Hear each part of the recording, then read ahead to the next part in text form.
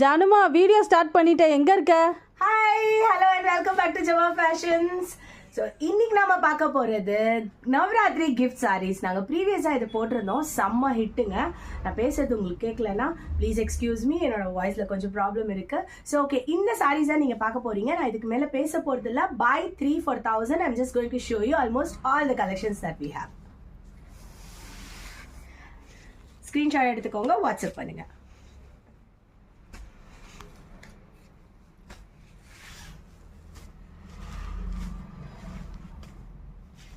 இது எல்லாமே by 3 for 1000 தாங்க. பிக்ஸ் வேணும்னா நீங்கள் என்கிட்ட வாட்ஸ்அப்பில் கேட்கலாம்.